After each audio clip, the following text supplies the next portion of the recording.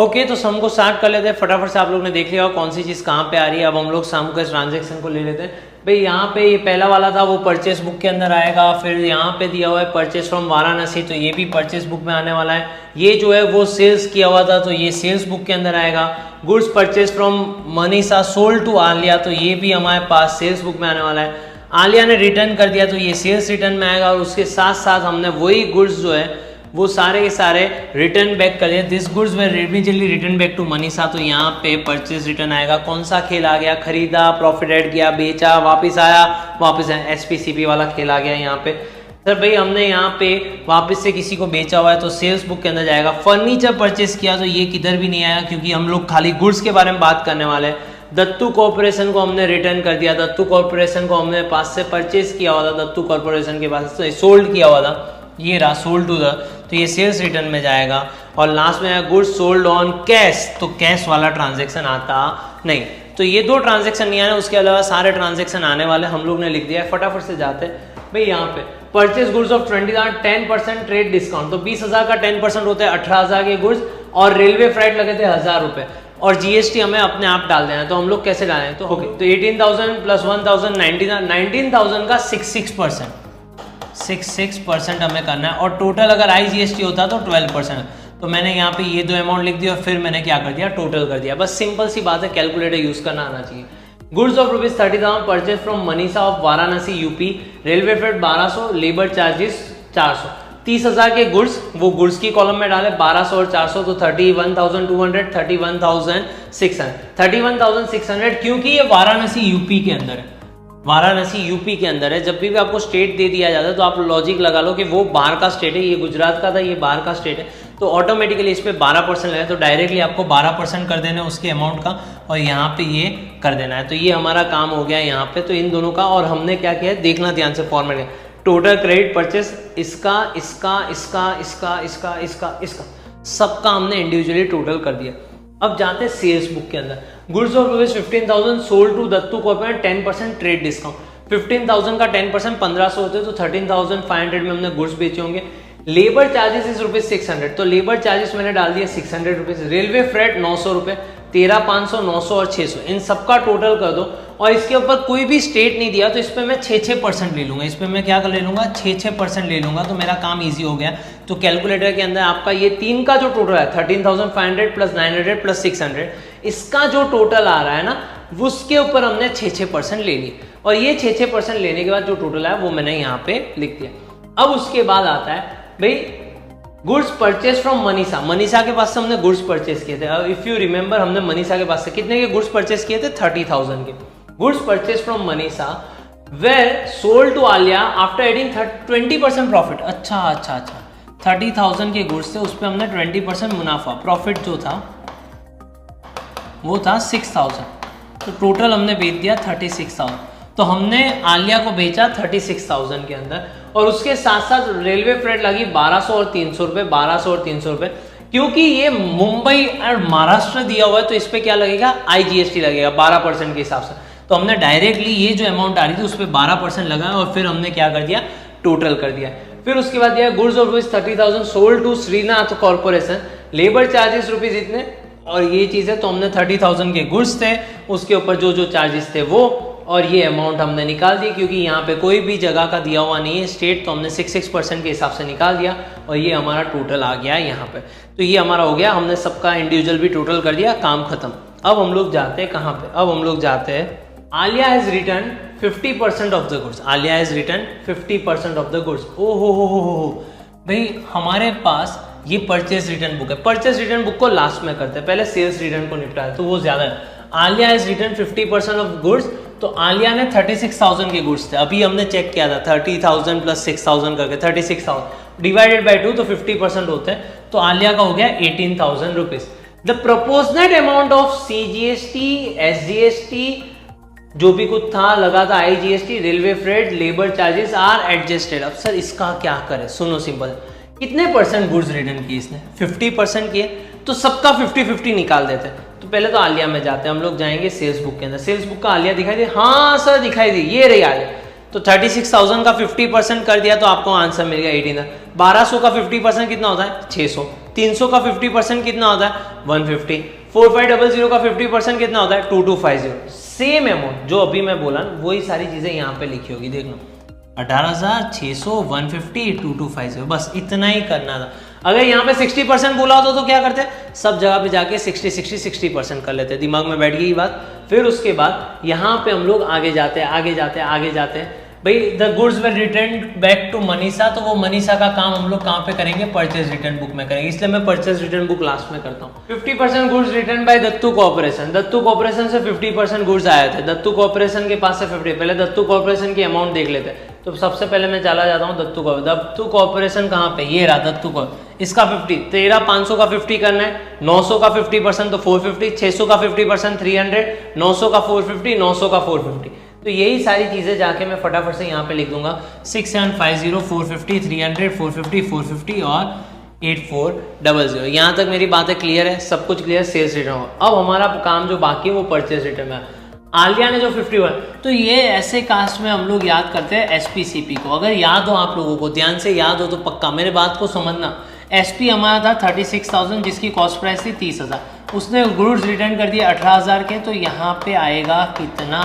आप में से कई बच्चे स्मार्ट बोलेंगे सर 15,000 आएगा, वैसे भी हमें 50% था तो सर इसका 50% नहीं कर सकते, हाँ कर सकते हो क्योंकि डायरेक्टली हो जाएगा, परसेंटेज हो तो थोड़ा इजी हो जाता है। 15,000 तो हमने मनीषा को गुड्स कर दिए 15,000, क्योंकि ये 50% है तो मनीषा के पास परचेज रिटर्न में जाते हैं, मनीषा के पास जो भी अमाउंट थी 1200 का आधा कितना था 600, 400 का आधा 200 और 3792 का आधा, तो ये सारी अमाउंट जो है ना हम लोग यहाँ पे जाके डायरेक्टली आधी आधी कर लेंगे।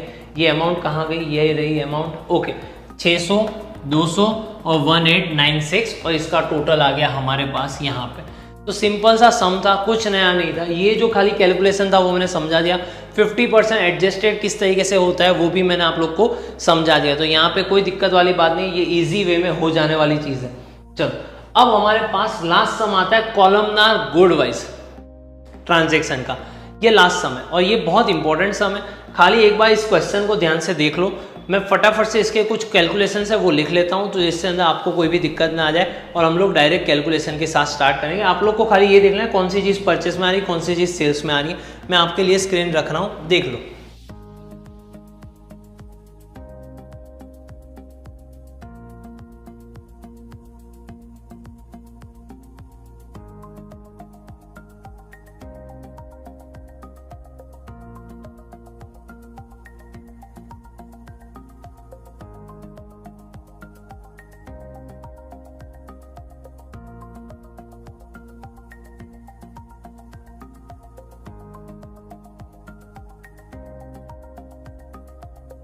ओके स्टूडेंट्स, तो अब हम लोग डायरेक्टली आ जाते हैं परचेस बुक। अब जब हम लोग यहाँ पे गुड्स वाइज कर रहे हैं तो इसका फॉर्मेट कैसे हो रहा है वो बता, date, name of trade, inward invoice number, LF, यहाँ तक तो कॉमन है।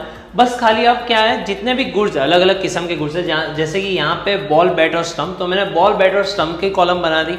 आपके अंदर हो सकता है वहाँ पे हो सके जीन्स, ट्राउजर्स और शर्ट का कुछ कॉम्बिनेशन आया, कुछ भी आ सकता है, जो भी चीज़ आ जाती है वो आप लिख दो और टोटल अमाउंट कर लो। सेम चीज यहाँ पे आउटवर्ड इनवॉइस नंबर आ जाता है, ये लॉजिक याद रख लेना।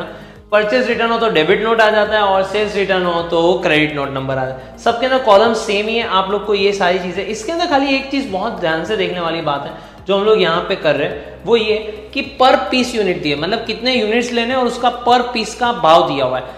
तो हम लोग को क्या करना है, पर यूनिट के अंदर से ट्रेड डिस्काउंट को पहले ही माइनस करना है। जैसे कि यहाँ पे दिया है purchase goods from Saniya at 10% trade discount, 5% cash discount with 1 month credit. तो मैंने 200 बॉल्स खरीदे थे 150 रुपीज पर पीस के ऊपर, जहां पे मुझे हर चीज पे मिल रहा है 10% कैश डिस्काउंट, 5% कैश डिस्काउंट। तो हम लोग नालायक है, खरीद के आए पर पैसा दिया नहीं, तो हमने देखना ही नहीं है। तो 10%, तो 150 का 10% होता है 135, 800 का 10% 80 रुपये होता है 720, 300 का 10% होता है 30 रुपीज और वो हो जाता है 270 रुपीज। तो मैंने पर यूनिट का ही अंदर ही ट्रेड डिस्काउंट। अब मुझे याद रखना है खाली ये अमाउंट, ये अमाउंट और ये अमाउंट, इसके अलावा मुझे कोई भी चीज याद रखनी नहीं है। ये लॉजिक आप लोग खाली थोड़ा ध्यान से रखना, समझ के रखना। अब ये सारी चीजों को अब मैं क्या करूँगा, 200 इंटू 135 करूँगा, तो मेरा आंसर आ गया 27,000। भाई 100 इंटू 720 तो 72,000। भाई 50 इंटू 270 13,500, ये मेरा टोटल आ गया। दूसरा था purchase goods from Kapil at 10% trade discount, तो 160 का 10% किया तो 144 है, आप मुझे यही याद रखना है। और 1200 के अंदर से 10% निकालने के बाद आंसर आता है 1080। भाई एक और चीज हमने कपिल के पास से परचेज की हुई थी जो यहाँ पे प्रिंट होके नहीं आई, स्टम्प्स हमने 6 परचेज किए हुए थे जो आपके टेक्स्ट बुक के अंदर 400 रुपीज़ के। तो मैं पहले क्या कर दूंगा, 400 में से 40 रुपीज़ निकाल दूंगा, तो बाकी रहेंगे हमारे पास 360 रुपीज़, और ये 360 इंटू 6 रुपीज़ कर दूंगा तो मेरा आंसर आ जाएगा 2160। तो हमने कपिल के पास से भी 3 चीज़ें परचेस की थी और सान्या के पास से भी 3 चीज़ें परचेस की थी। ये मैंने पूरा ट्रांजेक्शन किया, परचेस बुक मेरी खत्म। अब कहानी में आगे जाते हैं।